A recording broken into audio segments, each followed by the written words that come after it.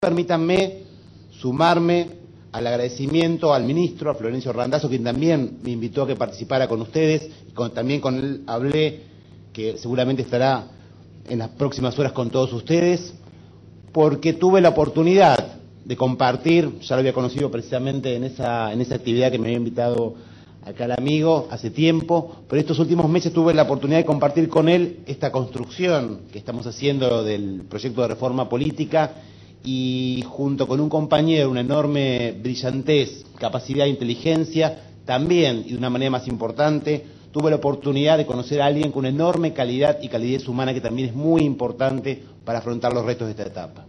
Así que muy brevemente comentarles que creo que este tipo de actividades que tienen que ver con el pensamiento, la reflexión, la construcción de nuevos espacios de construcción militantes son centrales para la nueva etapa que estamos viviendo.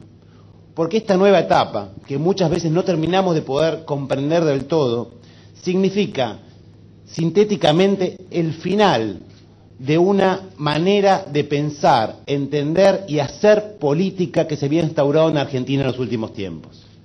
Desde hace 6 años y medio estamos abriendo un nuevo camino que tiene que ver con dejar atrás ese viejo modelo y atrevernos a construir lo nuevo.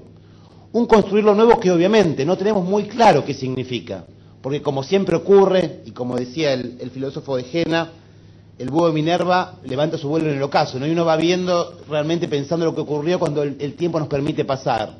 Pero lo que sí podemos ver, y lo que tenemos muy en claro, es que esta transformación que protagonizamos todos nosotros, pero con el liderazgo de Néstor y Cristina Fernández de Kirchner, significó centralmente volver a poner a la política en el espacio que siempre debía haber ocupado, volver a ubicar a la política en el terreno de la pelea por los sueños, en el terreno de la transformación de la realidad, en el terreno de la lucha por los ideales. Y esta transformación es central porque de alguna manera, como decía antes, pone fin a una etapa en la cual se nos había convencido en la Argentina, pero en buena medida también en gran parte del mundo, en que la política ya no servía para eso, que la política era simplemente el terreno de la administración de lo existente y que simplemente se trataba de coordinar con los factores de poder determinados modelos de convivencia pacífica. Ese modelo, que yo defino como el modelo del imposibilismo, de alguna manera es hijo de la derrota. Es hijo de la derrota de los sueños colectivos de los 70s, es hijo de la derrota de todos aquellos que pelearon y creyeron que podían en alguna manera alcanzar el cielo con las manos, construir esas grandes utopías, y es también hijo del proceso y de la dictadura militar. ¿Por qué? Porque básicamente ese modelo representó en lo concreto la idea de que la política no podía transformar la realidad, que la política no podía y no debía transformar la realidad. Había enormes restricciones al accionar de lo político, lo sabemos, el cambio del modelo mundial, las transformaciones que entendemos como la globalización, la crisis de la deuda ya por los 80, es decir, había un conjunto de transformaciones que le ponían límites al accionar de lo político. Pero de alguna manera la clase política argentina, y acá digo la verdad, fueron prácticamente todos, entendieron que su tarea no era pelear por ampliar esos límites, sino simplemente aceptarlos y resignarse a convivir con una política cada vez más estrecha que iba dejando de lado las grandes transformaciones populares. Esa frase famosa de Alfonsín, cuando él dice no quise, no pude o no supe, de alguna manera expresa la incapacidad de un político que todavía intentaba transformar esa realidad. Lo que vino después lo sabemos, ya no hubo intentos. Simplemente todo consistió en gerenciar con los factores de poder y negarse explícitamente a transformar esa realidad. Y por eso, a los problemas que la realidad presentaba a todos los tiempos, a los problemas que nuestra realidad presentaba, la respuesta fue el no se puede y el no se hace nada. Así, por ejemplo, como me gusta recordar, si en aquellos años había un problema real con las empresas públicas, porque, digámoslo, las empresas públicas terminaron la dictadura absolutamente desfinanciadas, con un conjunto de problemas. La respuesta de la política, del Estado, lejos de decir, bueno, ¿cómo hacemos para transformarlas? ¿Cómo hacemos para arreglarlas? La respuesta de la política fue, las privatizamos, las dejamos de lado. Si había un problema serio con la salud y la educación, el Estado, la política, lejos de pensar, discutir cómo mejoramos la salud y la educación, la respuesta ¿cuál fue? Las descentralizamos, las desregulamos. Así, una a una, las principales políticas que se implementaban en la Argentina en los años que van del 83 al 2003 no fueron otra cosa que su propia negación. Frente a los factores de poder que planteaban límites, la decisión fue correrse. Ejemplo obvio, era obviamente muy complicado juzgar a los responsables del genocidio, sin ninguna duda, había problemas reales y objetivos para hacerlo. Se intentó al principio, pero después rápidamente, ¿cuál fue la cuestión? Punto final, obediencia a vida, indulto. Así, una a una, las principales decisiones de esos años no fueron otra cosa que la negación de la política.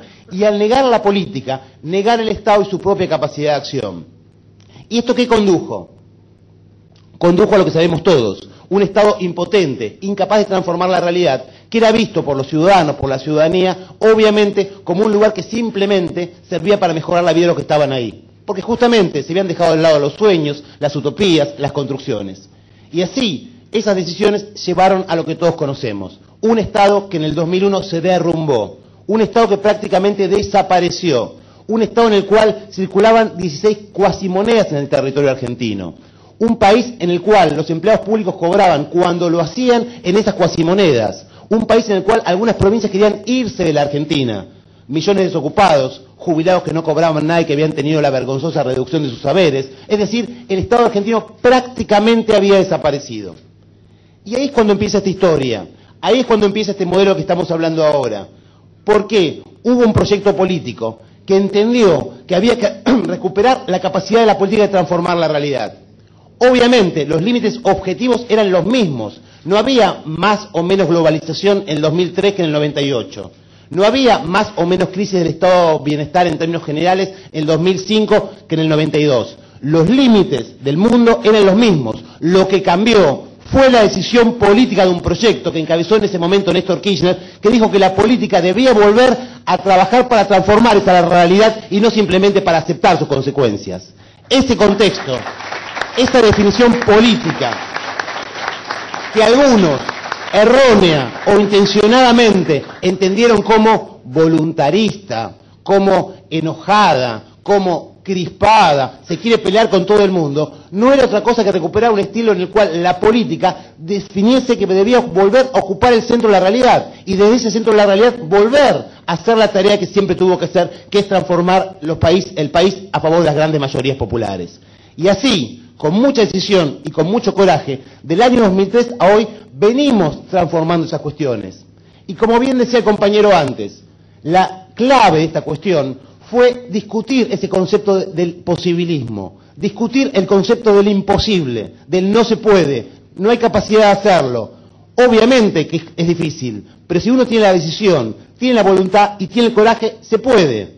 Y así, por ejemplo, muchas de esas empresas públicas que habíamos privatizado, es decir, regalado, fueron recuperadas por el Estado y hoy son un modelo de eficiencia y comportamiento para todos. AISA, el Correo, Aerolíneas, etcétera, están demostrando cómo el Estado puede y es capaz de administrar bien.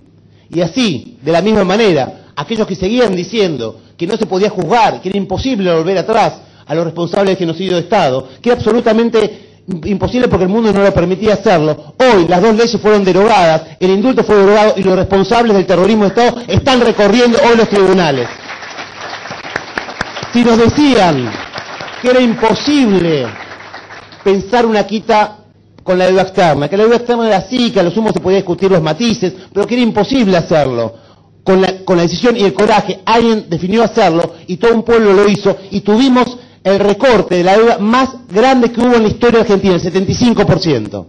Una a una, en la historia del mundo, una a una, estas decisiones de la política fueron recuperando su propia capacidad de acción. Y la fueron recuperando con decisión y con coraje. Y así seguimos para adelante, recuperando el Estado, recuperando las capacidades técnicas, políticas, administrativas, y fuimos siendo capaces de avanzar y profundizar este camino. Pero obviamente, y todos lo sabemos, cuando uno avanza en la dirección de discutir con los factores del poder, cuando uno avanza en la dirección de discutir con los núcleos concentrados del poder social, la discusión es muy difícil. Y se hace más difícil cuando estos sectores, una vez que se han recuperado de ese gran golpe que fue el 2001, 2002, empiezan cada vez a querer achicar más la cancha.